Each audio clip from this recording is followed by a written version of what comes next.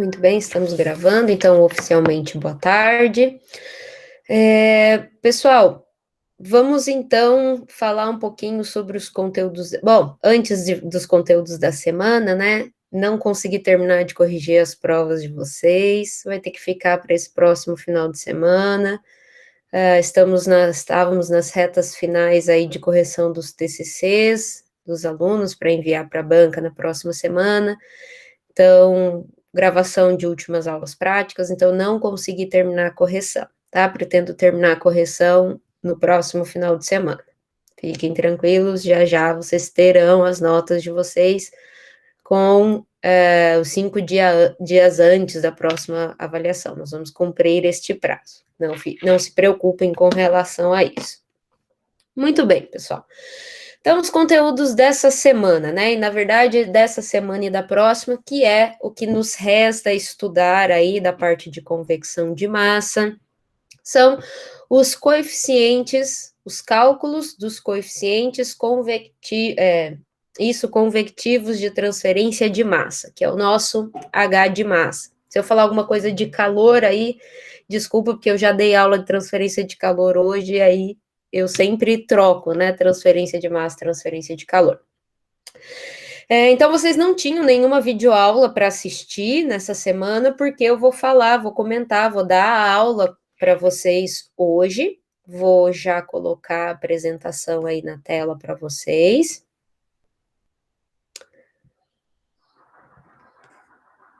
Ok? Vocês já conseguem ver a nossa apresentação de PowerPoint?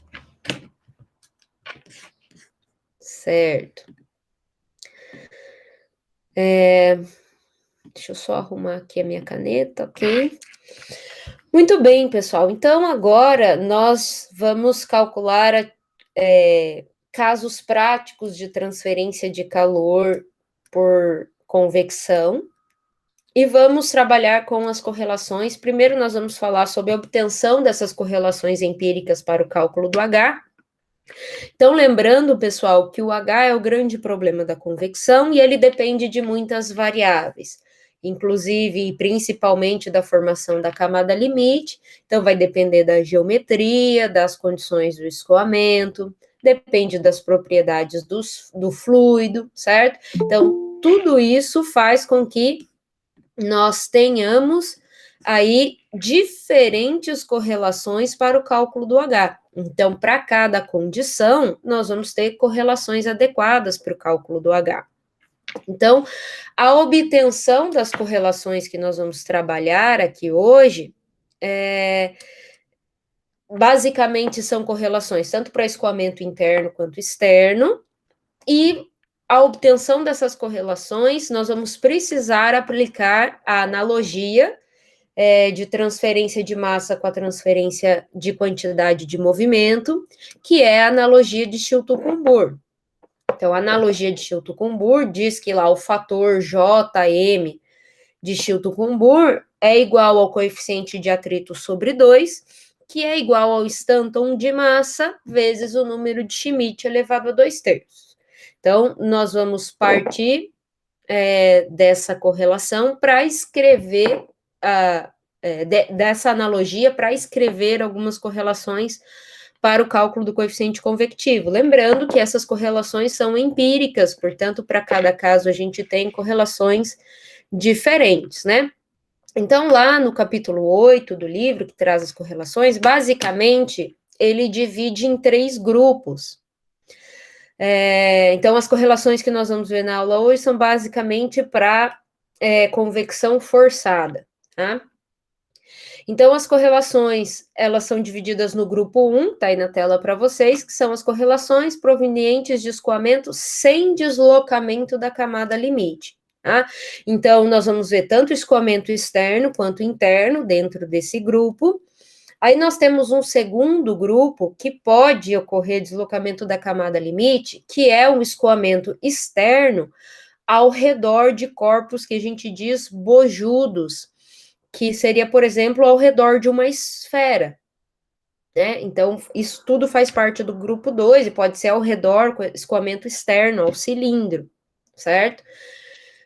Então, ele separa esses dois casos devido ao deslocamento da camada limite. E um terceiro grupo, que eu não apresento aqui para vocês na aula, mas que, havendo necessidade, vocês podem consultar lá o livro, as correlações estão postas, seria o grupo em que eu tenho convecção num leito fixo ou num leito fluidizado.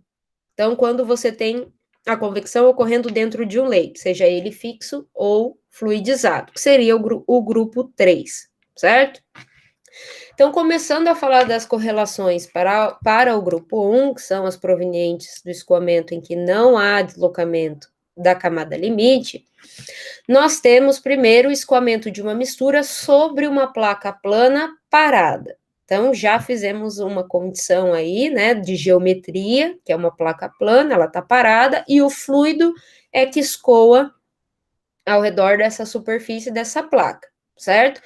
Então, outra condição é que essa correlação é válida para um regime laminar. Então, a condição de escoamento, ele delimita, então, para Reynolds, menor que 3 vezes 10 à quinta, né? Então, considerando o escoamento laminar, e ele impõe um limite também para o número de Schmidt, de 0,6 até 2.500.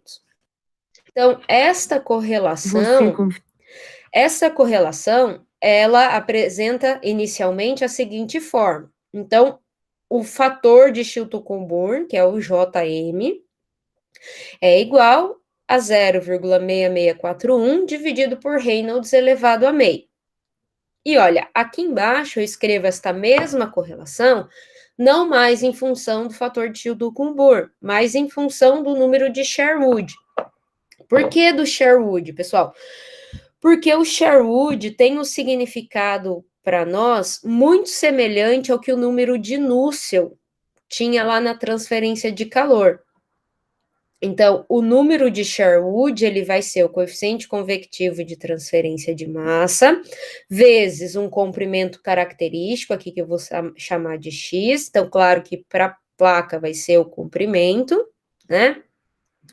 Dividido pelo nosso DAB, né? Porque agora nós estamos falando de massa e o coeficiente de difusão agora para nós é o DAB. Né? Então, ele é semelhante ao número de Nusselt. Então, o Sherwood nos permite obter o coeficiente convectivo de transferência de massa. Então, como sair desta equação em função do fator da analogia do Chilton-Coburn, JM, e chegar nessa equação para o Sherwood, que é um número adimensional muito importante para a transferência de massa. Então, se nós lembrarmos da analogia de Chilton-Coburn,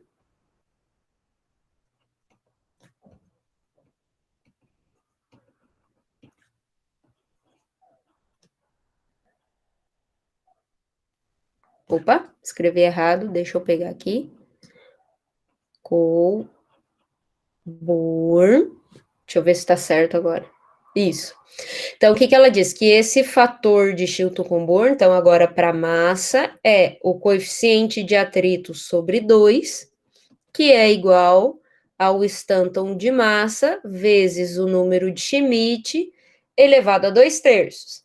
Lembrando que o Stanton de massa, pessoal, nós podemos representar ele desta forma, né? ST com subíndice M, ou o Stanton de massa pode ter o subíndice D, que está associado aqui, ó, à difusividade. Tá? Porque tem um Stanton que a gente utiliza para quantidade de movimento também, que daí ele pode ter a viscosidade aqui no lugar, o Mi, na verdade, é o lugar desse D, certo? Então, das duas formas, eu estou representando o Stanton de massa. Vamos falar um pouquinho do Stanton.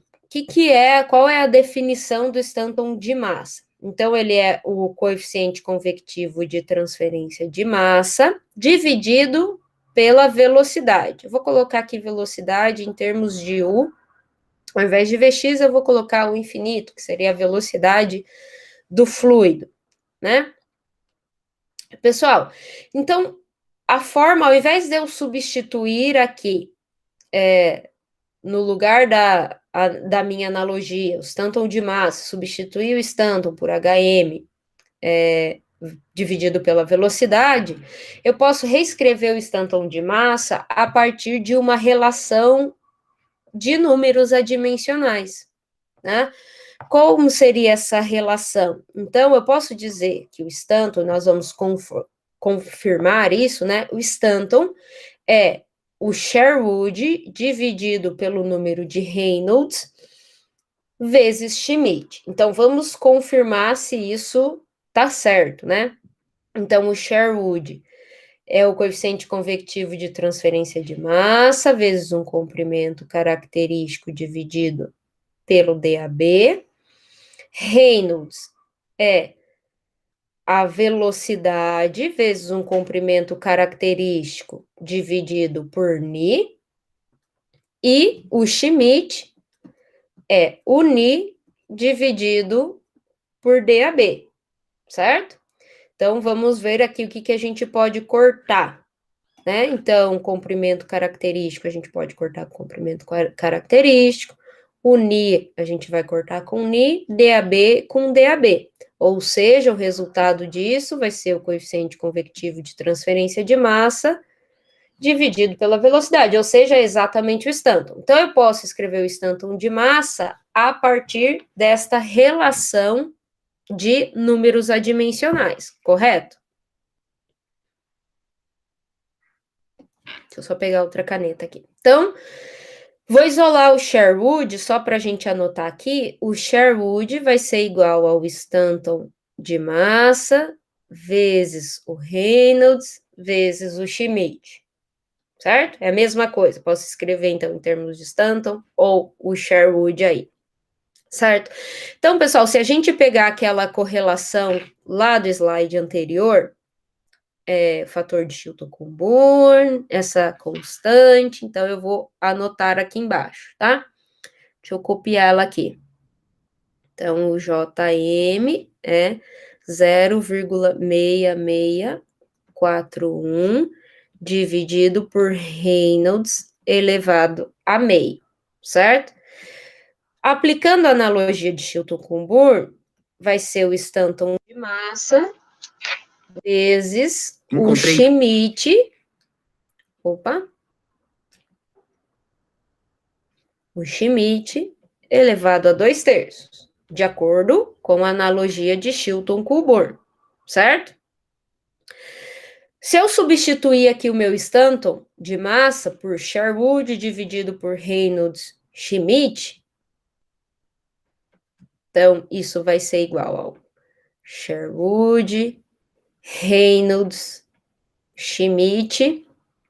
Então, eu tenho vezes aqui o Schmidt elevado a 2/3, e trabalhar com essa equaçãozinha aqui que nós temos, então, o que eu estou igualando agora? Vou até apagar essa partezinha aqui, vou reescrever, deixa eu adicionar um slide em branco aqui, que eu acho que vai faltar espaço para a gente escrever. Inserir. Opa. Eu quero inserir aqui um slide em branco. Foi? Não foi. Ué, por que eu não estou conseguindo inserir o slide? Eu não quero apagar.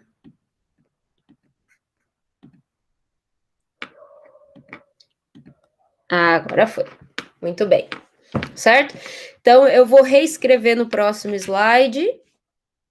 Isso igual a isso, tá? Só para a gente trabalhar com essa equaçãozinha ali.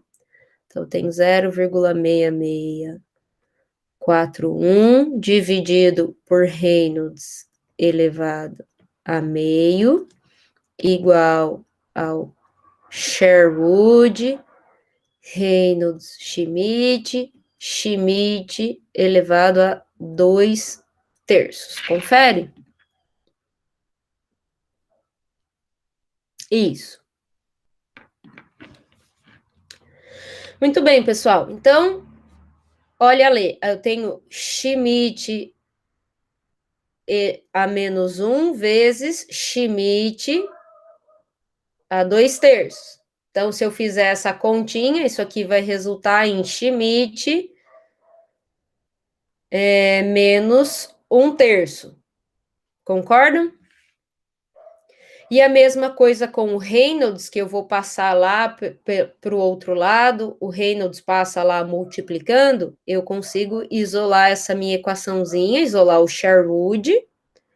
Sherwood vai ser igual a 0,6641. Então, vezes, o Reynolds passou positivo lá para cima, então é Reynolds elevado a 1 vezes Reynolds elevado a menos meio, né? Então, vai resultar em Reynolds elevado a meio, certo? Então, vai dar Reynolds elevado a meio, Schmidt elevado a menos 1/3.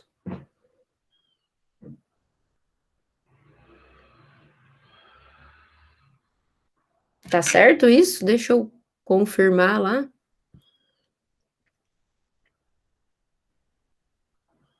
Ah, tá. O Schmidt tá aqui dividindo, né? Então, por isso que ele vai passar para lá positivo.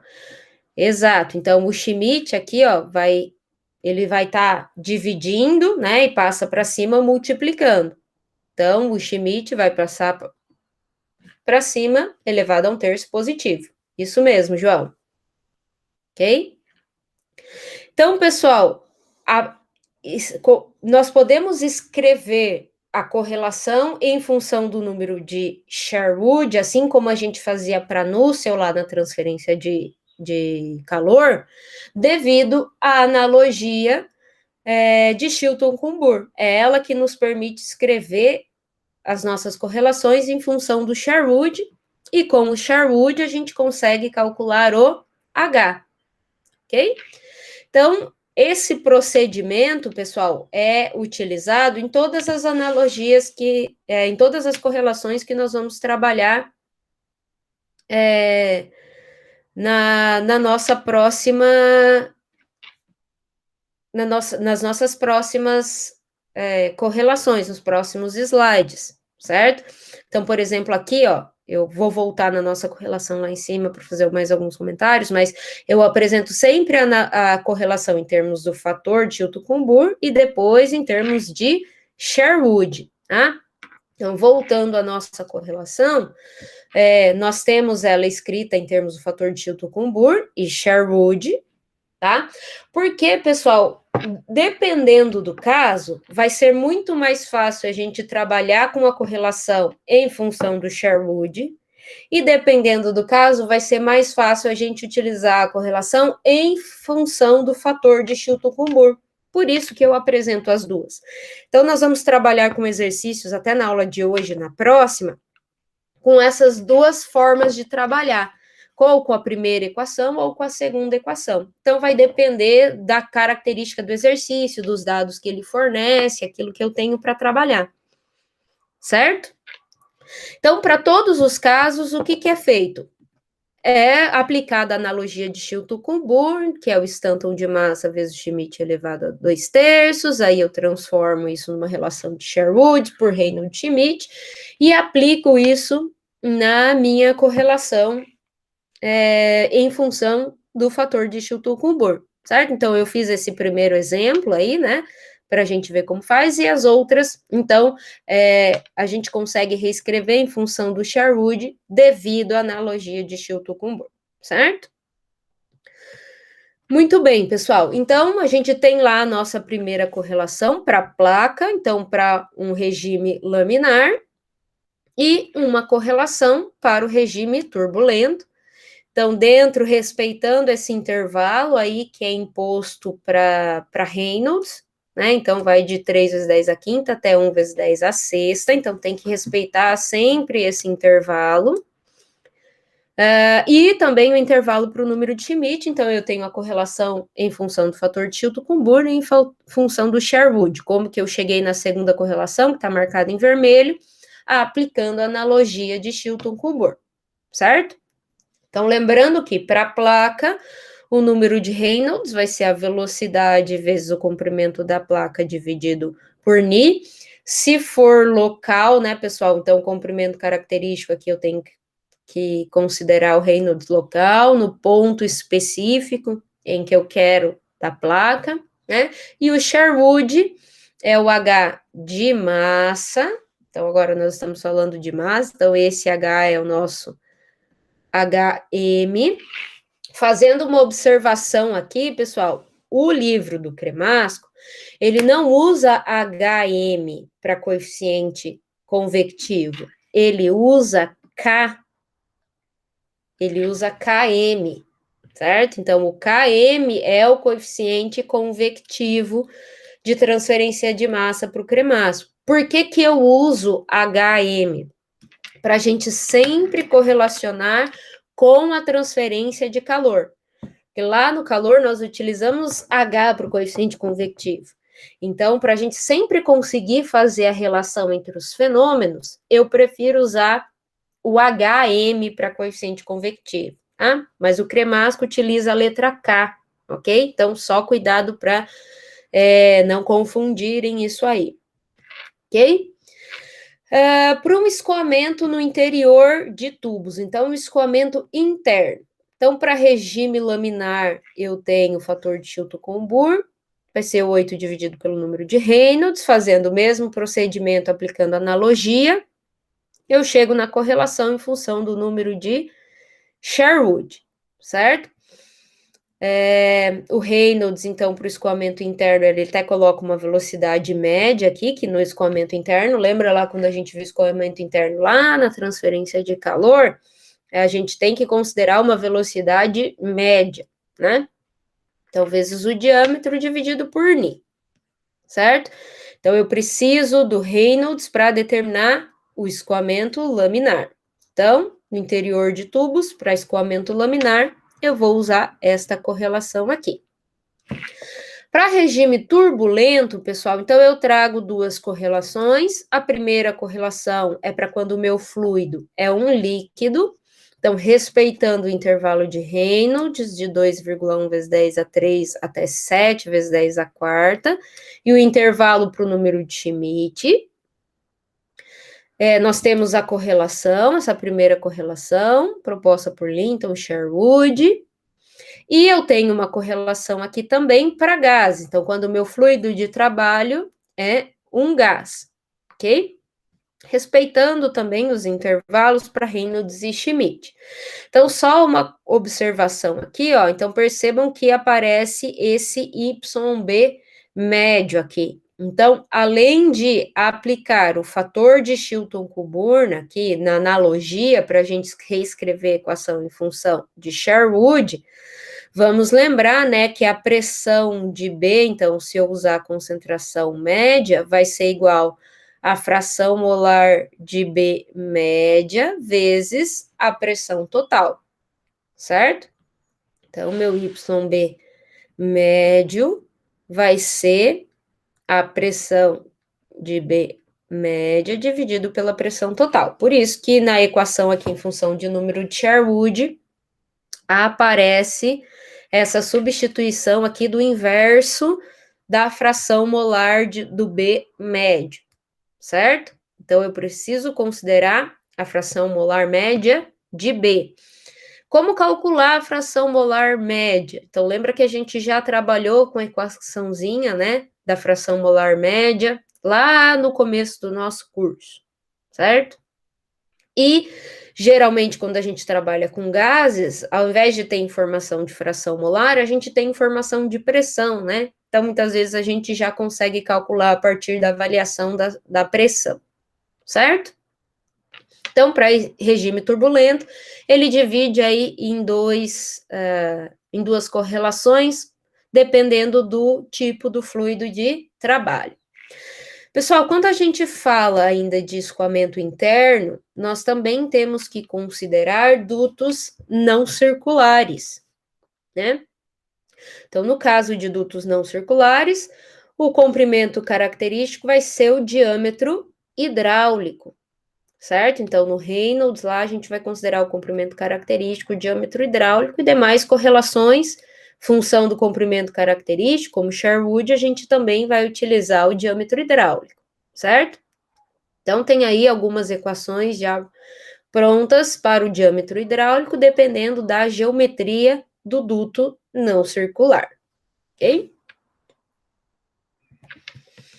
Pessoal, entrando no grupo 2, então, escoamento ao redor de corpos bojudos, nós vamos falar, então, no caso do cilindro e da esfera isolada. Então, começando pela esfera isolada, nós também trazemos aí duas correlações para quando o fluido de trabalho é um gás ou um líquido, respeitando sempre o intervalo de Reynolds para as correlações, Reynolds e Schmidt, a gente tem que fazer essa conferência, tá? Então, já trouxe essas correlações já postas em função do número de Sherwood.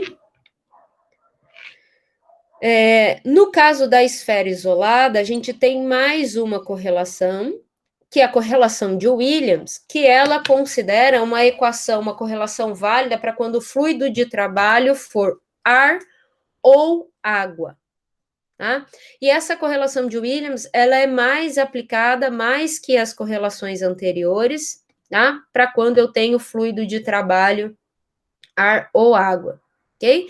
Então, também aqui aplicamos a analogia de Chilton-Coburn, tá? Então, o Reynolds e o Sherwood vão ser função agora do diâmetro dessa esfera isolada. Então, eu tenho uma esfera e um ar ou água escoando ao redor dessa esfera, e a diferença de concentração, a transferência de massa entre a superfície da esfera e o fluido, né? Então, o comprimento característico vai ser o diâmetro dessa esfera. No cilindro isolado, nós temos aí uma correlação para gases. Então, agora o cilindro isolado significa que o escoamento é externo ao cilindro. Ok? Escoamento interno, a gente viu lá no grupo 1. Então, agora no grupo 2, nós estamos vendo ao redor do cilindro. Então, escoamento externo. Então, para gases, a gente tem as duas analogias também, lembrando que o comprimento característico vai ser o diâmetro do cilindro, certo? Então, respeitando aí os intervalos de Reynolds e Schmidt. E eu tenho uma correlação também para quando o fluido de trabalho for líquido. Então, correlação separa gases e líquidos, né? Eu tenho que utilizar a correlação correta também, respeitando os intervalos para os números adimensionais, Reynolds e Schmidt, ok? Também temos as duas correlações postas aí. Pessoal, então, além da gente ver, e o objetivo dessa aula era nós estudarmos como se chega nessas correlações empíricas, então, a primeira correlação que aparece lá em função do fator de Chilton-Coburn, ela é obtida empiricamente, então, com base em experimentos, né? E para a gente escrever em função do Sherwood, a gente usou a analogia de Chilton-Coburn, né? Então, o objetivo não é decorar essas correlações, é trabalhar com essas correlações já prontas. Nós queremos aplicar. Então, agora, pessoal, o que vai acontecer? Nós temos aplicações diretas, que é o caso do primeiro exercício que nós vamos resolver. Então, a gente vai ter todas as informações e vai calcular direto o H, escolhendo uma correlação adequada para o problema, certo? E, pessoal, nós vamos ter um caso, e esse sim é mais complexo, e nós queremos trabalhar bastante na aula de hoje e também na próxima aula, vamos pegar forte nisso. Então, vamos imaginar que a gente tem uma esfera, tá? E a gente está escoando um ar ao redor dessa esfera. E a transferência de massa, então, vamos considerar que a gente tem uma esfera de naftaleno, né? E eu tenho ar passando ao redor dessa esfera de naftaleno. Então, conforme o ar vai passando, o naftaleno vai sublimar e vai partir para a fase gasosa, vai ser arrastado por esse ar que está escoando ao redor, certo? Com o passar do tempo, o que vai acontecer com o diâmetro dessa esfera?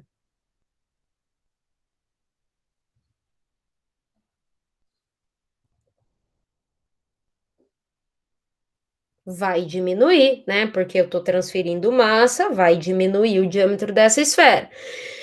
E qual o nome que a gente deu para esse modelo quando a nossa partícula aumenta ou diminui? Em função do diâmetro, ou em função do raio, ou em função de qualquer dimensão. Lá no começo do curso, que nós consideramos o nosso domínio de cálculo aumentando, e agora, né, nós vamos considerar a esfera que estará diminuindo. Nós chamamos isso de um estado pseudo-estacionário. Exatamente. Então, não exatamente um estado transiente, que eu tenho aquela variação da concentração com o tempo, mas eu tenho um estado pseudo-estacionário, cuja geometria passa por uma variação de tamanho. Então, agora nós vamos ter que utilizar essa correção para o modelo pseudo-estacionário associado à convecção. Ok? Considerando todos os nossos números adimensionais e as correlações para o cálculo do H. Certo? Então, é aí que o bicho vai pegar. Quando a gente tiver que aplicar o estado pseudo-estacionário também. Então, vamos por partes, né? Vamos resolver o primeiro exercício, que é uma aplicação mais direta. O segundo exercício eu vou começar a trabalhar com vocês a letra A, vou deixar a letra B para vocês terminarem em casa, e na semana que vem nós trabalhamos o exercício 3 e o exercício 4 desta aula, certo? Então, vou interromper o compartilhamento aqui e vou compartilhar o OneNote para a gente começar a resolver, então, os nossos exercícios. Alguém tem alguma pergunta?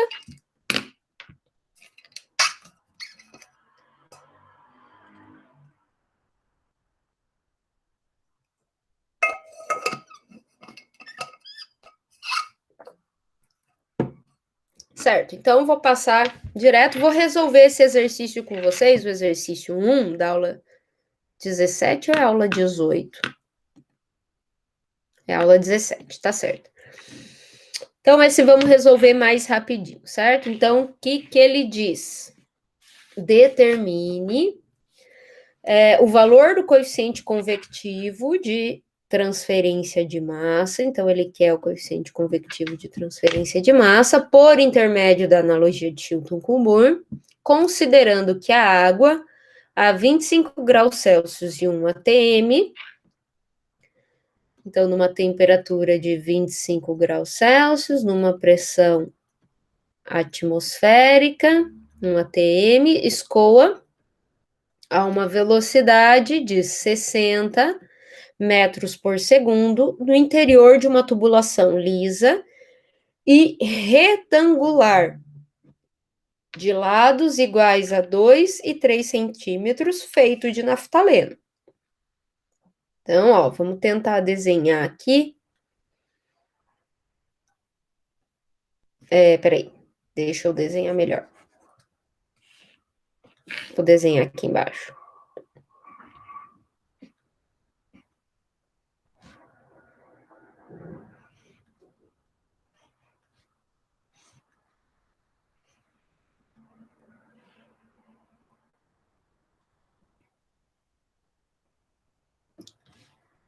Nossa, ficou esquisito, né? Mas considere que essa é a nossa tubulação retangular, né? Então, a gente tem uma medida, um lado que é 2 centímetros, e a outra medida aqui é 3 centímetros, certo? Então, a água escoa aqui internamente nessa tubulação, e conforme a água vai escoando, ela vai arrastando o naftaleno, certo? Então, há transferência de massa da tubulação para a fase fluida, certo? As propriedades da água aqui, então, ele deu a viscosidade cinemática, deu o DAB nessa temperatura e pressão, e pede para nós calcularmos o HM, certo? Então, primeira coisa que a gente vai ter que fazer é calcular o Reynolds para esse escoamento. Reynolds vai ser a velocidade, o comprimento característico aqui, pessoal, então, vai ter que ser o diâmetro hidráulico, porque a nossa tubulação, ela é não circular, né? dividido por Ni. Então, pessoal, nós precisamos, lá naquela tabelinha que eu mostrei na aula para vocês, pegar qual é o diâmetro hidráulico para uma tubulação retangular. Então, tá lá naquela tabelinha que eu tirei do livro, eu vou escrever ela aqui para vocês. Então, o diâmetro hidráulico é 2AB dividido por A mais B. Então, o nosso A é 2 centímetros e o B é 3 centímetros, certo? Então, vou aqui calcular o diâmetro hidráulico, já que eu tenho os lados desse retângulo, e depois eu consigo calcular o Reynolds, porque a velocidade foi dada e o Ni também foi dado, a viscosidade cinemática também foi dada. Então, eu tenho condições de calcular o Reynolds, certo? Então, como o Reynolds, eu vou tentar encontrar uma correlação adequada para um escoamento interno de dutos, lembrando que eu tenho água como fluido de trabalho, então se eu tiver uma correlação específica para ela, eu vou poder usar, certo? E em função do escoamento. Então, pessoal, calculem aí para mim rapidinho qual vai ser o Reynolds para esse escoamento.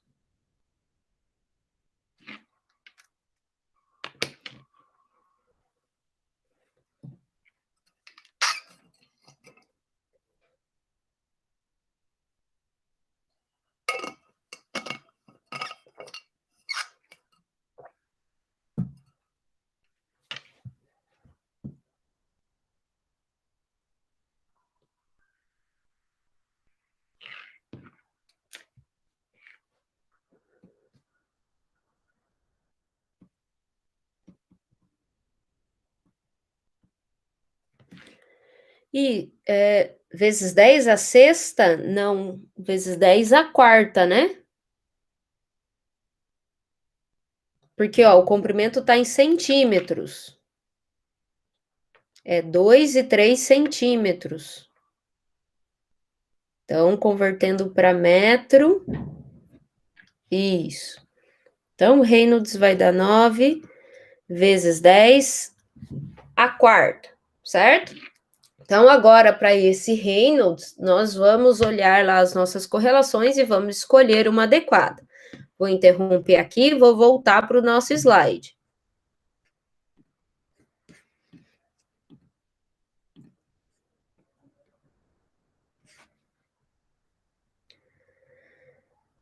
O Ni está aqui, ó, 0,16 vezes 10 a menos 4 metro quadrado por segundo.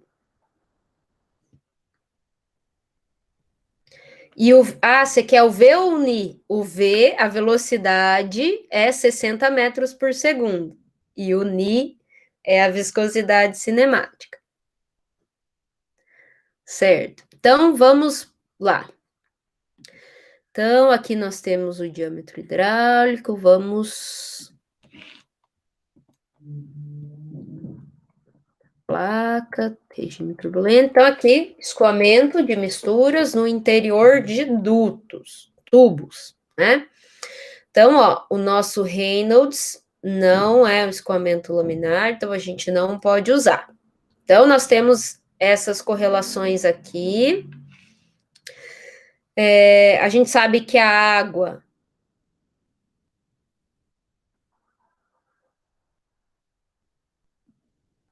O nosso Reynolds passa um pouquinho desse intervalo, né? É 9 vezes 10 a quarta. Então, vamos ver o que a gente tem aqui. Então, a gente tem para escoamento laminar, não pode usar. Certo. Então, as correlações que nós temos aqui, pessoal. Então, para a água, a 25 graus Celsius, ela é uma água líquida. Então, a gente não pode usar a correlação para gás. A gente vai ter que usar a correlação para água líquida. Só que o nosso Reynolds, né, ele ultrapassou um pouco o limite, né, imposto por essa correlação, que foi de 7 vezes 10 a quarta. O nosso Reynolds deu 9 vezes 10 a quarta. Como a gente não dispõe de outra correlação, certo? Acho que até no livro ele não traz outra correlação para esse caso, tá? Então, nós vamos utilizar a correlação essa para líquidos, essa correlaçãozinha aqui mesmo, considerando que o nosso Reynolds está na mesma ordem de grandeza do limite superior desta correlação. Essa serve para todos, mas a gente não tem mais correlações. O que a gente tinha lá para a água é quando a gente tem escoamento externo, Bianca. Essa correlação de Williams é válida para escoamento externo, tá? Então, a gente, de fato, não dispõe, né? Então, claro, no nosso livro de referência a gente não tem uma correlação, a gente poderia procurar outra, aí ainda existem pesquisas que trazem novas correlações, por exemplo, para um caso em que eu tiver uma extração supercrítica. Então, as condições são totalmente diferentes, a gente teria que ter uma correlação diferente, né? Então, nós vamos usar esta correlação aqui mesmo, de Linton e Sherwood, tá? Considerando que o nosso limite está pelo menos na mesma ordem de grandeza, certo? Então, deve ter um erro associado, mas não é um erro grande, né? Então, vamos utilizar a correlação. Vou pegar a correlação aqui em termos de Sherwood. Então, Sherwood vai ser 0,023, Reynolds elevado a 0,83, Schmidt é 1/3. Então, anotem essa correlação aí. Vamos levar ela lá para o nosso... Pessoal, é muito interessante que aconteça isso nesse exercício, né? Porque em casos práticos, casos reais, isso pode acontecer, certo? Então, vocês estão vendo aí novamente o OneNote? Nosso exercício? Certo. Então, lembra lá? Sherwood é igual a 0,023, Reynolds 0,83, o Schmidt a 1/3. Então, o Reynolds eu já tenho, Schmidt, o que é o Schmidt? É o Ni por DAB, eu tenho os dois, né, foram dados, o Ni foi dado o DAB, então eu tenho condições de calcular o Schmidt, e lembrando, então, que Sherwood é igual ao coeficiente convectivo de transferência de massa, vezes o comprimento característico, que nesse caso é o diâmetro hidráulico, dividido pelo DAB. Então, eu posso substituir nessa equação o Schmidt, substituir o Sherwood, isolar o coeficiente convectivo de transferência de massa e, finalmente, calcular o meu HM, certo? Posso dar um tempinho para vocês calcularem aí o coeficiente convectivo?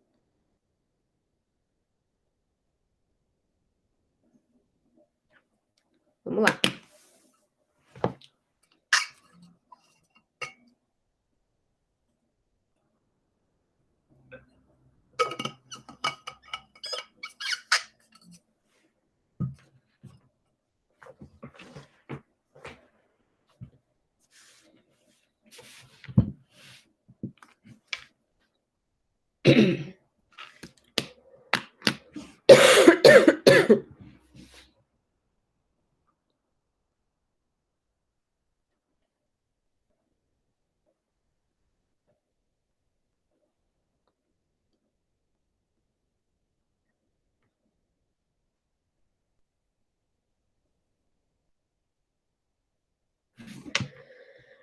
Aí, os dados.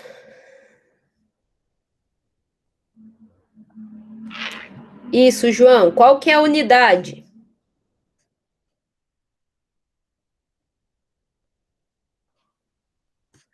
Isso, metro por segundo.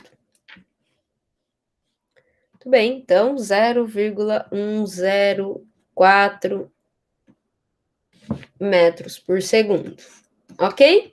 Então, esse exercício é mais simplesinho, aplicação direta das equações, e obviamente que a nossa vida de engenheiro, a vida de vocês de engenheiro não vai ser uma aplicação tão direta e não vai ser tão simples assim, né?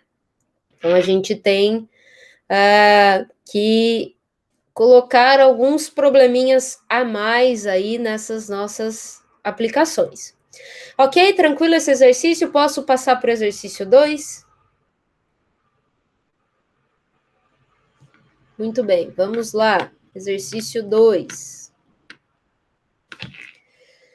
Então, o que diz lá? Foi proposto um experimento que consiste em uma tubulação no interior da qual fez-se escoar água a 25 graus Celsius e 1 metro por segundo. Inseriu-se no centro da tubulação um corpo de prova feito de ácido benzoico na água durante 1 hora. Sabendo-se que o número de Schmidt é 740,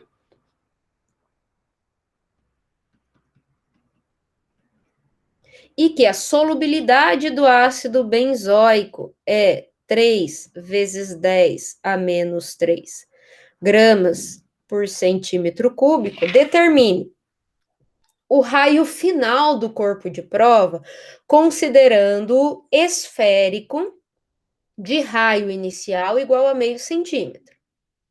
E o raio final do corpo de prova, considerando o cilíndrico, com raio inicial igual a meio centímetro, o qual foi disposto perpendicularmente ao fluxo da água. Como dados, ele dá a massa específica do ácido benzoico, a difusividade máxima na água, na temperatura e pressão dadas, de 1,21 vezes 10 a menos 5 centímetros quadrados por segundo, certo? Então, olha só, conforme a água vai escoando, então vamos desenhar isso aqui, né? Os nossos desenhos maravilhosos. Então, a gente tem um tubo. Aqui está escoando água numa velocidade U infinito, que é 1 metro por segundo, né? E dentro desse cilindro foi colocado primeiro um corpo de prova esférico e um corpo de prova cilíndrico em que a água passa perpendicularmente ao cilindro. Então, o cilindro aqui, o corpo de prova cilíndrico, foi colocado nessa direção, já que a água escoa perpendicularmente ao cilindro, certo? Então, são esses dois casos. Professora, nós vamos ter que usar correlações para escoamento interno ou escoamento externo? Depende do teu domínio de cálculo. Depende aonde você está considerando a transferência de massa. A transferência se dá no cilindro maior para o fluido ou do corpo de prova para o fluido, certo? Então, ácido benzoico é o corpo de prova e não o cilindro externo, certo? Então, a transferência de massa vai acontecer externamente ao corpo de prova, tanto na esfera, né, quanto no cilindro. Ok? Então, a transferência de massa é um escoamento externo aos corpos de prova. Então, a nossa referência é o corpo de prova. Porque o ácido benzoico vai sair da esfera para a água, do cilindro para a água. Então, a gente vai ter que escolher correlações do grupo 2. Ok? Então, posto isso, né? É importante que a gente entenda essa consideração desde já, tá? Então, o que nós temos de informação aqui que falta a gente anotar? Temperatura é 25 graus Celsius, pressão é 1 atm. Tirem os dados aí também. Ele diz que esse procedimento foi realizado tempo durante 1 hora, esse teste, né? A solubilidade a gente já anotou.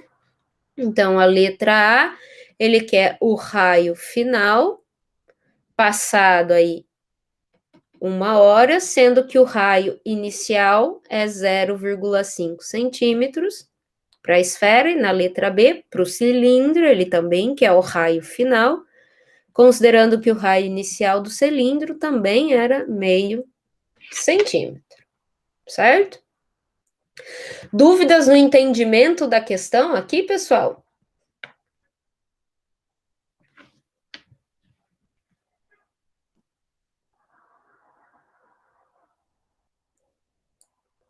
Muito bem. Então, pessoal, aqui, com dúvida na questão do tipo do escoamento, você está dizendo o tipo do escoamento laminar ou turbulento, ou externo ou interno, certo? Então, olha, para nós definirmos se é externo ou interno, a gente vai ter que colocar um referencial. Para isso, para a gente determinar um referencial, nós vamos ter que delimitar aonde está ocorrendo a transferência de massa, certo? Então, olha, quem é feito de ácido benzoico? Que é a nossa espécie química que está sendo transferida. Então, ó, inseriu-se no centro da tubulação um corpo de prova feito de ácido benzoico. Então, o corpo de prova é de ácido benzoico e o cilindro externo, a tubulação, não é feita de ácido benzoico, vai ser feita de outro material, mas não de ácido benzoico, certo? Então, olha o que ele pede. Qual é o raio do corpo de prova, considerando esférico, né? Após 1 hora, considerando se o raio inicial for meio centímetro. Então, que o nosso referencial aqui está sendo o corpo de prova, porque o que vai acontecer? A água vai escoando aqui ao redor do corpo de prova, e o ácido benzoico, a nossa espécie química A que está aqui, ela vai ser transferida para a água nessa direção, na direção radial, certo? Conforme a água vai escoando externamente ao corpo de prova. Então, já que o nosso referencial é o corpo de prova, é esse raio externo que a gente quer identificar, o raio do corpo de prova, então o nosso escoamento é externo com relação ao corpo de prova. Porque ocorre ao redor da partícula. Mesma coisa vai acontecer com o cilindro. Ok? Muito bem. Então, pessoal, aqui vai acontecer o que nós falávamos lá na nossa aula. Então, conforme o ácido benzoico vai sendo transferido para a água, o raio do cilindro ou da esfera vai diminuindo com o tempo, certo? Então, nós vamos ter que considerar esse estado pseudoestacionário nas nossas análises. Então, agora nós vamos fazer a nossa análise do modelo pseudoestacionário em termos de taxa. Lá nós avaliamos no começo da disciplina, fizemos em termos de fluxo, tá? Aqui nós vamos fazer em termos de taxa, tá? Pode ser em termos de fluxo? Pode também, mas aí vai ter que trabalhar com fluxo e não com taxa, tá? Enfim. Então, vamos fazer essa análise desse estado pseudoestacionário considerando a taxa. Então, a gente sabe que taxa de massa é massa por tempo, certo, pessoal?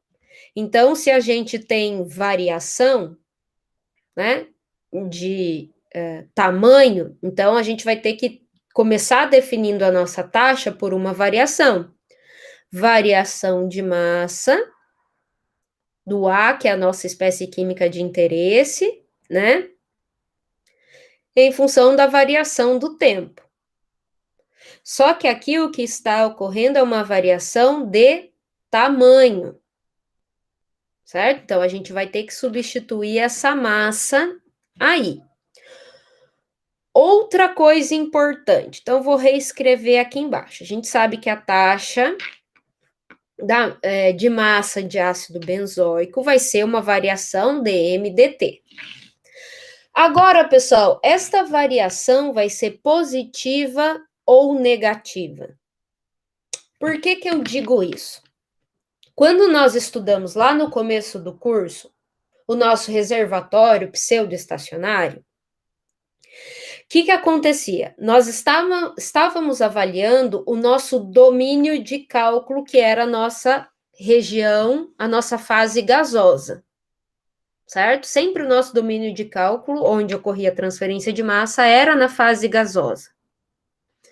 Então, conforme o nível do líquido ia diminuindo, o nosso domínio de cálculo, nosso volume de controle ia aumentando.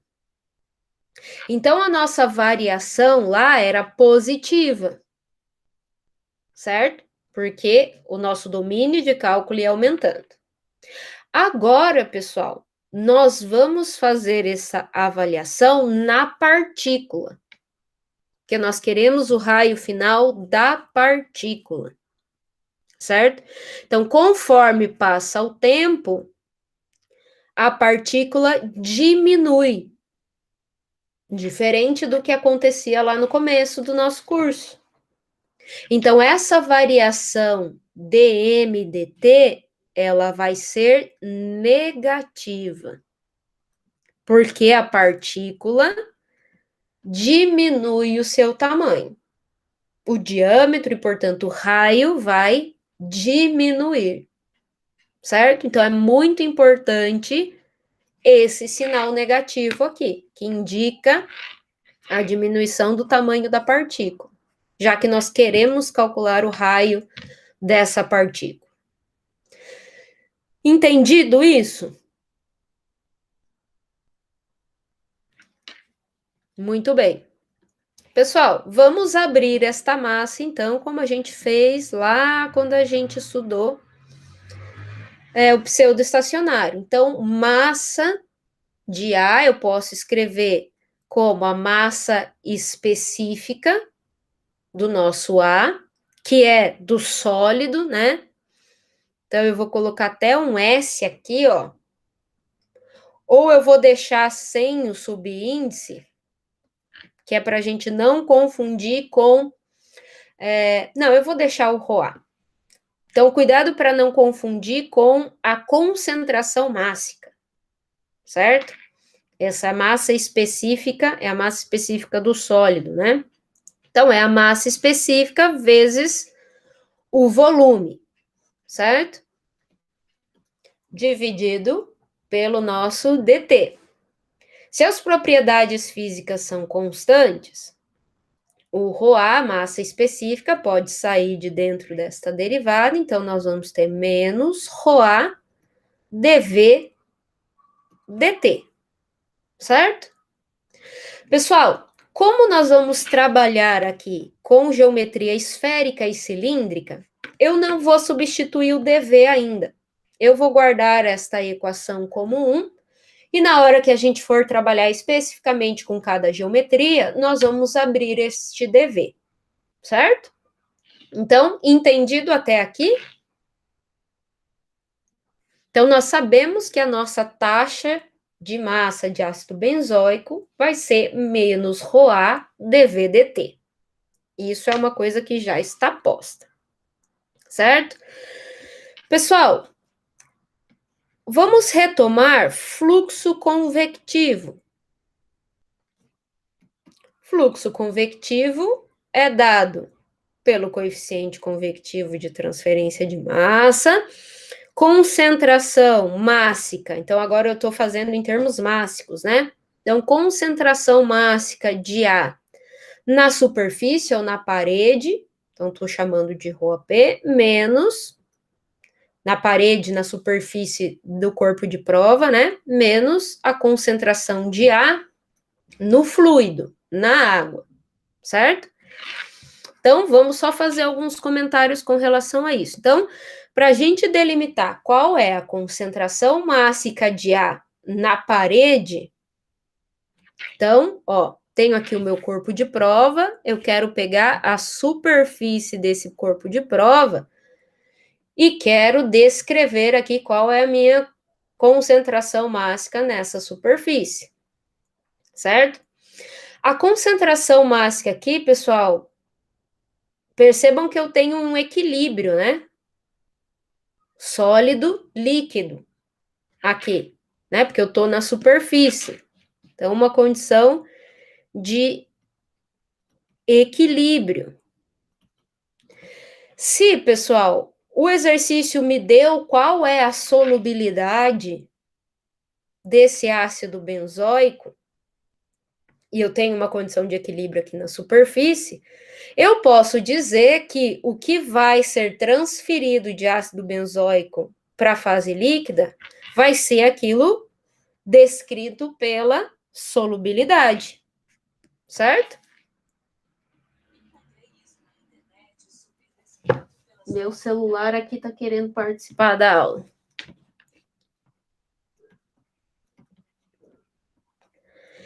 Concordam, pessoal? Que o nosso ρAP vai ser a própria solubilidade dada do ácido benzoico na água?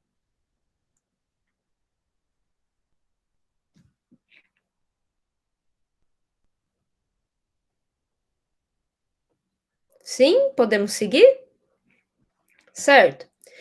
E o ρA infinito, pessoal? O ρA infinito é a concentração mássica no solvente.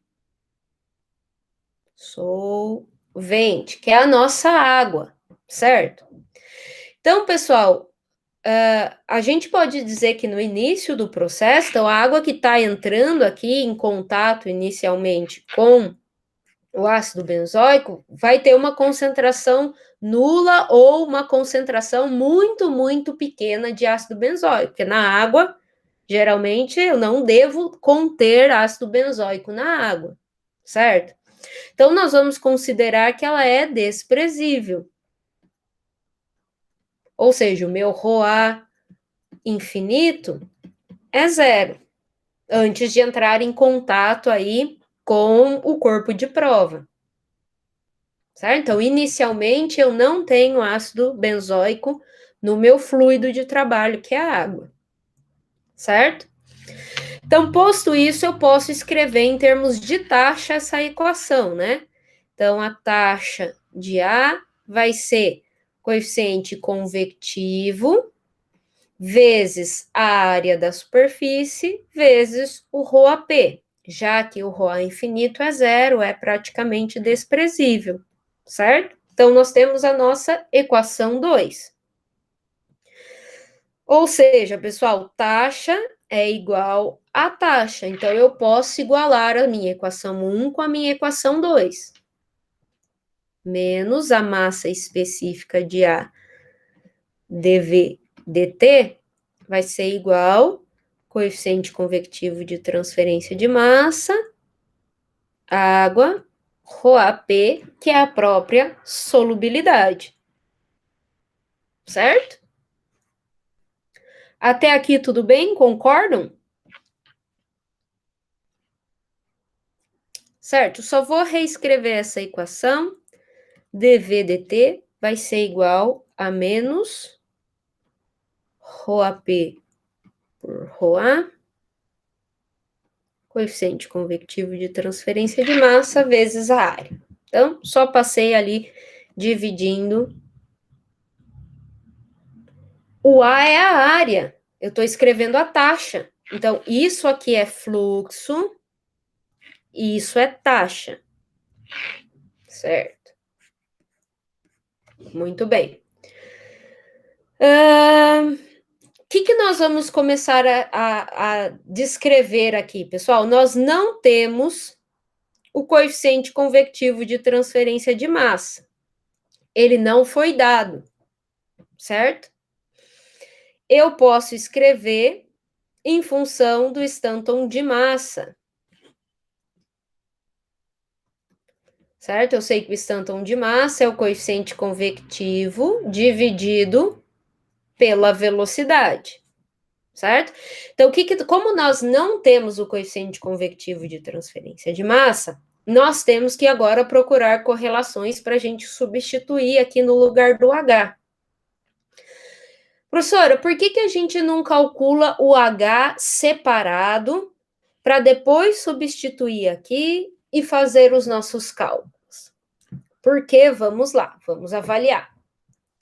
Então, o nosso H, ele é a função do Stanton, certo? O Stanton é o Sherwood dividido pelo Reynolds Schmidt, certo? Reynolds e Sherwood são função de um comprimento característico. Qual que é o comprimento característico? O diâmetro. O nosso diâmetro está variando com o tempo. Ou seja, o H também vai ficar descrito nesta equação função do diâmetro e, portanto, do raio. Certo? Então, é por isso que eu não posso escolher uma correlação, calcular separado o H e jogar aqui dentro da nossa equação da taxa. Certo? Porque o H também vai ter vai ser função do diâmetro da partícula, portanto, do raio. Certo? Então, por isso que nós vamos procurando correlações aí para substituir nessa equação do dV/dt.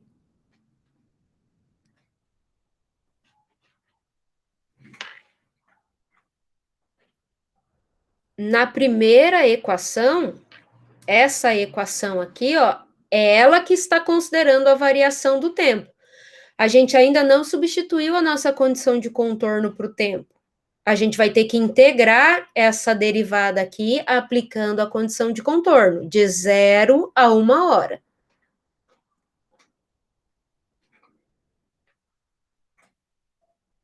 Certo? Tá aqui. Isso é a minha taxa, e isso aqui também é taxa. Certo? Aonde que está a dependência na equação 2? Onde que está a dependência do raio? Então, dentro aqui da área e dentro do H. Então, se eles são função do raio, também vai ser função do tempo. Por isso que a gente iguala as duas equações e vai ter que integrar ao final. Perfeito?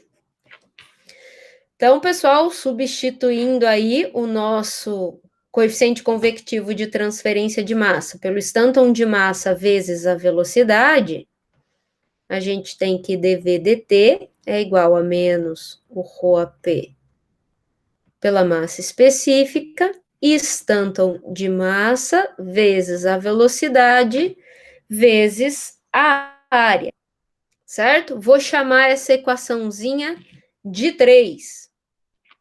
Por quê, pessoal? Porque agora, para descrever o Stanton de massa, eu vou usar uma analogia. Então, também preciso da analogia de Chilton com Moore. Por quê, pessoal? Ó, a analogia de Chilton com Moore diz que o fator de Chilton com Moore é o coeficiente de atrito sobre 2, que é igual ao Stanton de massa Schmidt elevado a 2/3, certo? Então, eu posso dizer que o meu Stanton de massa vai ser o fator de Chilton com Moore, Jm, dividido pelo Schmidt elevado a 2/3, certo? Então, se eu substituir a analogia de Chilton com Moore lá na equação 3,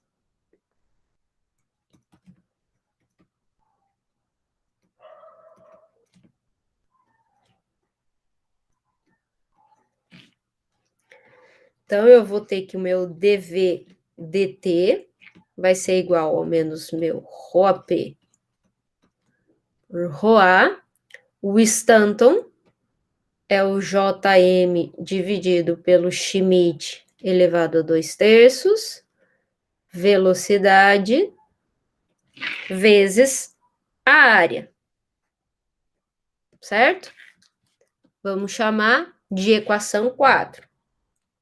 Agora, pessoal, nós vamos ter que separar as nossas geometrias. Então, até a equação 4, a gente não fez nenhuma consideração com relação à geometria. Agora, tanto para a gente achar o fator de Chilton-Coburn, a área, o dV, nós vamos ter que determinar a nossa geometria, né? Então, o fator de Chilton-Coburn, a gente vai escolher uma correlação para substituir aqui, mas que vai depender da geometria. Então, agora, resolvendo para a letra A, que considera uma esfera, né?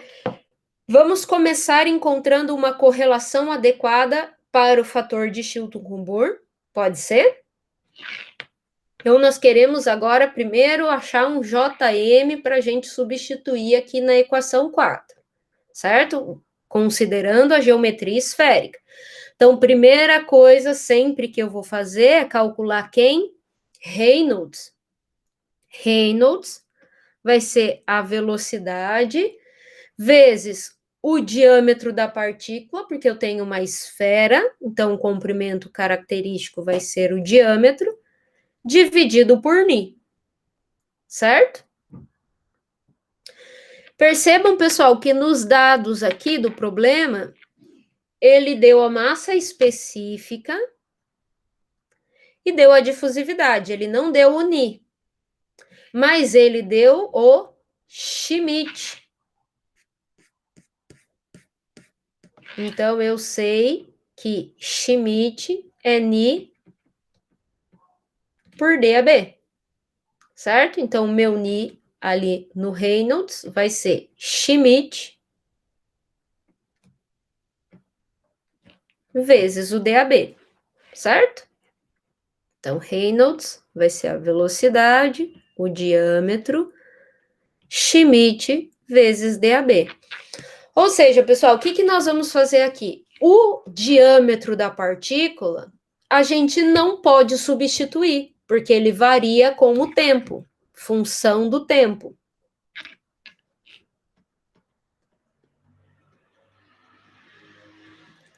Certo? Então, o que nós vamos fazer? Nós vamos calcular o nosso Reynolds e deixar o Reynolds em função desse diâmetro. Então, eu vou substituir a velocidade, vou substituir o Schmidt e o DAB, certo? Então, com atenção com relação às unidades, né? Então, se eu vou usar comprimento em centímetro, então, lembrando que o meu resultado, depois, na hora de substituir a condição de contorno, eu vou ter que substituir em centímetro também, porque nós vamos ter que considerar a análise dimensional aqui desde o início. Então, a velocidade era 1 metro por segundo, ou seja, 100 centímetros por segundo, certo? Vezes o diâmetro da partícula, o Schmidt é 740 e o DAB dado é 1,21 vezes 10 a menos 5 centímetros quadrados por segundo. Ele já deu em centímetro quadrado por segundo, né? Tá aqui. Certo? Então, eu vou fazer essa continha com os valores numéricos aqui e vou deixar o Reynolds em função do diâmetro da partícula. Então, se eu fizer essa continha, vai resultar em 1,12 vezes 10 a quarta diâmetro da partícula, isso em centímetro a menos 1, né, pessoal? Porque eu ainda não substituí o diâmetro aqui. Confere aí nos cálculos de vocês. Muito bem. Então, agora nós vamos escolher uma correlação com base nesse Reynolds. Então, claro que o Reynolds, se eu for considerar o meu maior raio, que é o raio inicial, então, se eu substituir por meio aqui, né, eu tenho a ordem de grandeza do Reynolds. Então, meu Reynolds não vai passar desse valor se eu considerasse aqui que o meu diâmetro da partícula fosse o meu raio inicial, né? 2 vezes o raio inicial, certo? Então, eu vou observar o valor do Reynolds para escolher uma correlação com base na ordem de grandeza. tá? Que é esse valor que a gente obteve aqui, vezes o diâmetro da partícula, ok?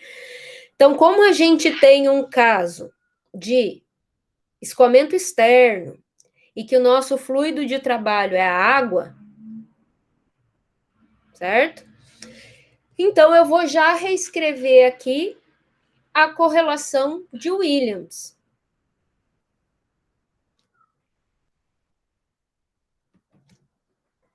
Depois vocês conferem lá com calma nos slides da aula, só para a gente ganhar um pouquinho de tempo, tá? Eu já vou colocar a correlação de Williams aqui, que diz que o JM vai ser 0,43, Reynolds 0,44. Então, pessoal, a correlação de Williams, ela é válida para ar ou água como fluido de trabalho. Vou falar para vocês aqui o intervalo de Reynolds, vai de 200 a 4 vezes 10 à quarta. Ou seja, mesmo que a gente substituísse o raio inicial, essa correlação de Williams seria válida, certo? Muito bem. Então, o que a gente vai fazer? Vai substituir o Reynolds aqui dentro da correlação de Williams. Então, meu JM vai ser 0,43, 1,12 vezes 10 à quarta, diâmetro da partícula, elevado a 0,44. Ok? Pessoal, se eu resolver a parte numérica aqui primeiro, ou seja, fazer 1,12 vezes 10 à quarta elevado a 0,44 e 0,43 dividido por esse resultado e deixar só o diâmetro da partícula aqui isolado, né? Eu posso reescrever o meu fator de Chilton-Coulomb. O resultado, eu já estou passando mais rapidinho aqui só para a gente ganhar tempo, seria 7,12 vezes 10 a menos 3, então, dividido pelo diâmetro da partícula elevado a 0,44. Então, cuidado para não esquecer o expoente aí do diâmetro da partícula. Confere aí com os cálculos de vocês, faça as continhas aí para a gente ir conferindo.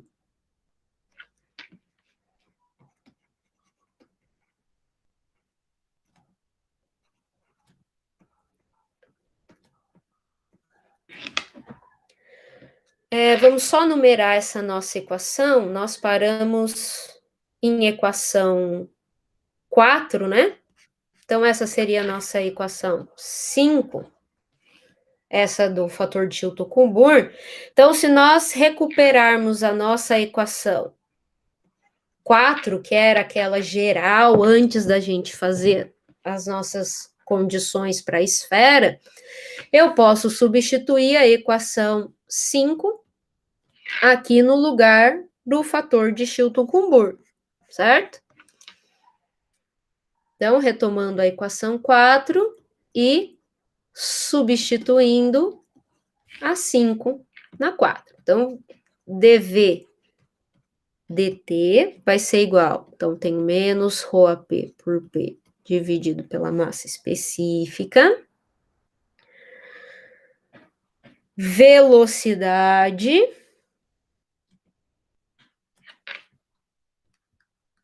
deixa eu pegar lá.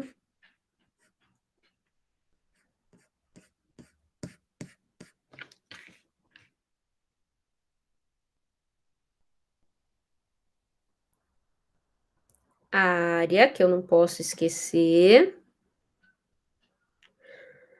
O Schmidt, eu vou colocar ele aqui embaixo, então vai ficar 7,12 vezes 10 a menos 3, dp elevado a 0,44, e lembra que a gente tinha o Schmidt aqui ainda, elevado a 2/3, que eu só escrevi aqui embaixo, né? Deixa eu só reescrever para ver se eu não perdi nada aqui. Ok. É isso, né? Pessoal, então agora vamos trabalhar com volume e área da esfera, né? Então, qual é o volume da esfera? 4/3 de πr ao cubo, certo? Então, se eu fizer o meu dV em função do raio, certo? Então, eu vou derivar o raio, né? Vai ficar 4π de 3r ao quadrado dividido por 3. Opa, o dr já está ali embaixo, né? Ou seja, vamos cortar 3 com 3 e eu posso escrever, então, que o meu dV vai ser 4πr ao quadrado dr. Concordam?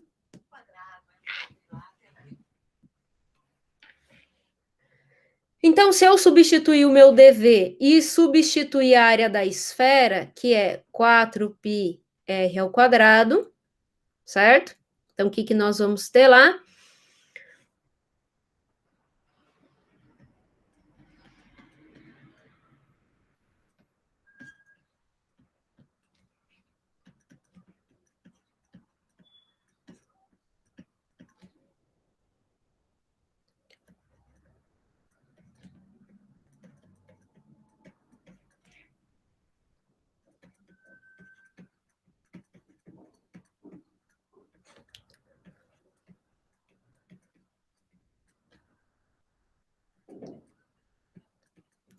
Ok? Resultamos nessa equação aí que eu coloquei para vocês. Confere. Substituímos o dV, que era 4πr² dr, substituímos a área, ok? Então, o que a gente pode fazer aqui, ó? 4πr² é igual aqui a 4πr², a gente pode cortar. Então, o nosso dr dt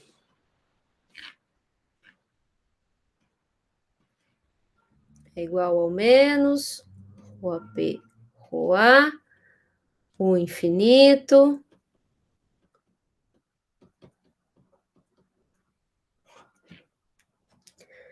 Pessoal, aqui, então, eu vou abrir o meu diâmetro.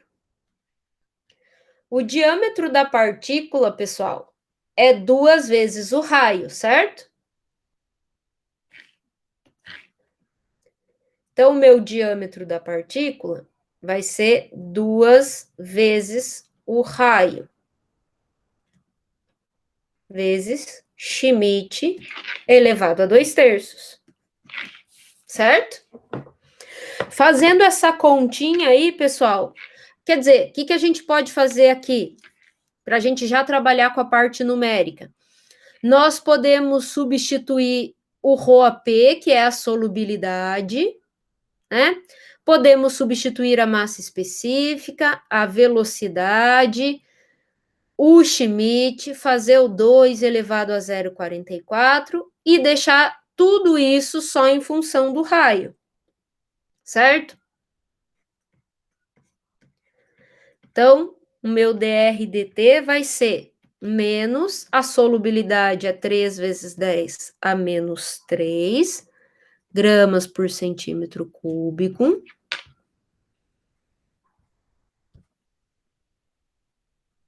Tá aqui, ó, o dado. A massa específica é 1,316 gramas por centímetro cúbico. 1,316 gramas por centímetro cúbico. A velocidade, então, mantendo a análise dimensional, é 100 centímetros por segundo, vezes 7,12 vezes 10 a menos 3, dividido, vai dar 2 elevado a 0,44, acho que dá 1,357. Confere aí depois, tá? O Schmidt é 740 elevado a 2/3, vezes o raio elevado a 0,44.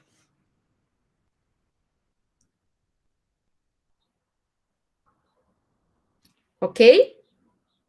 Então, fazendo as continhas de toda essa parte numérica, deixando só em função do raio,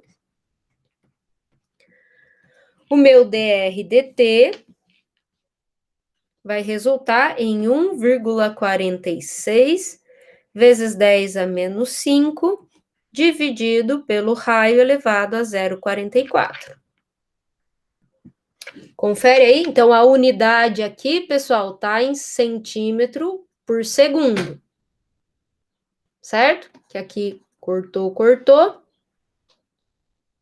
Ok? Então, centímetro raio, dt, segundo. Então, estamos respeitando aí a nossa análise dimensional.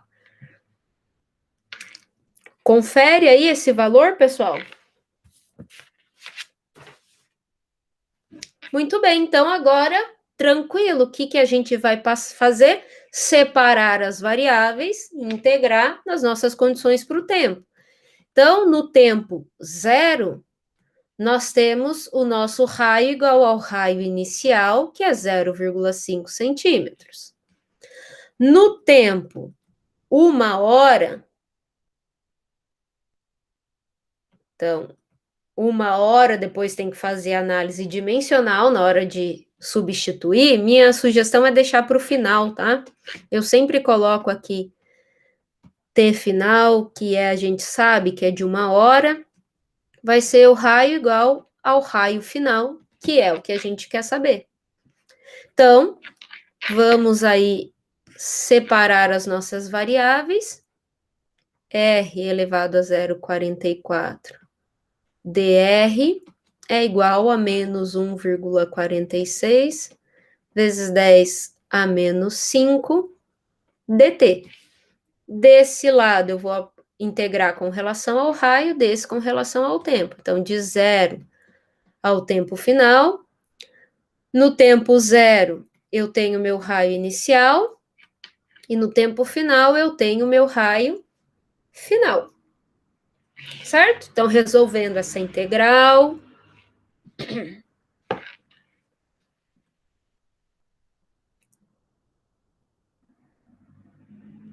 Então, resolvendo essa integral, aqui no raio, a gente vai ter o raio elevado a 1,44 dividido por 1,44, certo? Isso variando do raio inicial até o raio final, igual a menos 1,46 vezes 10 a menos 5 vezes o tempo final. Então, integral de dt é t, tf menos t0, né?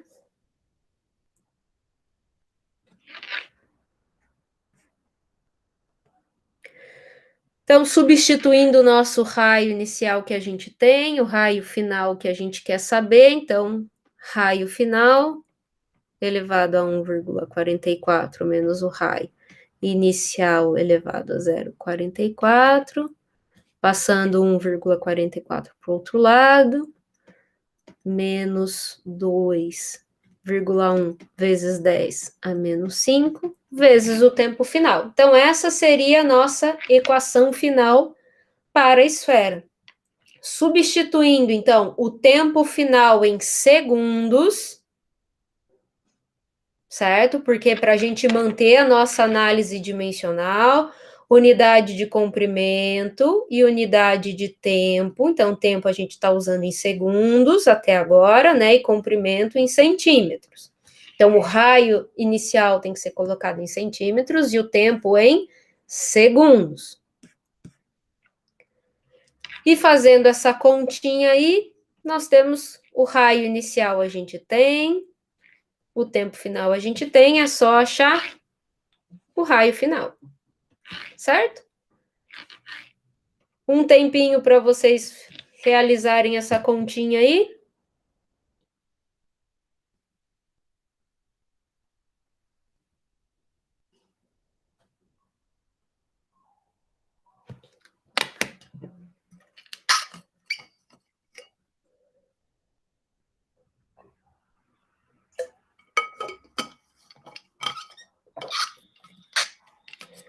É o resultado do João, tá certo, Fernanda? Então, revê aí tuas continhas. 0,426 centímetros. Dá uma conferida aí, Fernanda, se elevou, tirou a raiz de 1,44. O tempo em segundos. Dá uma conferida. Se elevou o raio inicial a 1,44 também, né?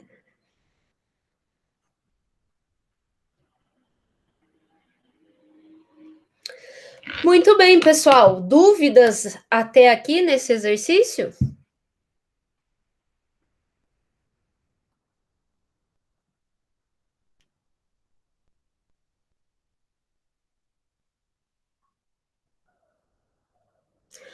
Muito bem, então, para terminar o exercício, eu vou deixar para vocês resolverem em casa a letra B. O que diz a letra B? Mudar a geometria do corpo de prova considerando o cilíndrico. Então, a gente vai considerar a transferência de massa unidirecional na direção do raio, até porque ele disse que o cilindro foi colocado perpendicular ao fluxo de água. Então, nós vamos considerar um fluxo unidirecional no cilindro na direção do raio. Então, pessoal, tudo que a gente fez até a equação 4, a gente não delimitou geometria, né? Então, até a equação 4 é tudo igual. O que muda é a partir daqui. Então, vocês vão ter que calcular o Reynolds, como a gente ainda não separou também, então o Reynolds vai ser igual, né? Então, vocês vão ter que usar uma correlação agora para o cilindro. Então, vai mudar a correlação do JM. Vocês vão ter que considerar o volume do cilindro, a área lateral do cilindro, né, que é perpendicular ao fluxo de transferência de massa.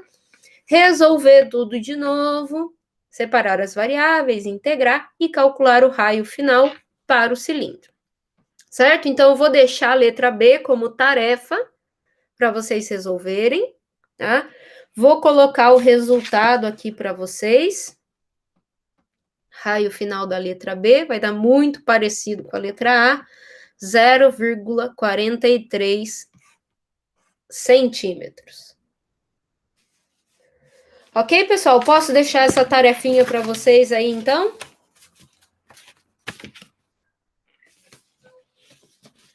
E semana que vem nós vamos estudar e resolver os exercícios 3 e exercício 4, tá? Continuar com mais aplicações aí do uso dessas correlações. Então, quem quiser ir resolvendo e adiantando para ir estudando, pode resolver e a gente confere na próxima aula.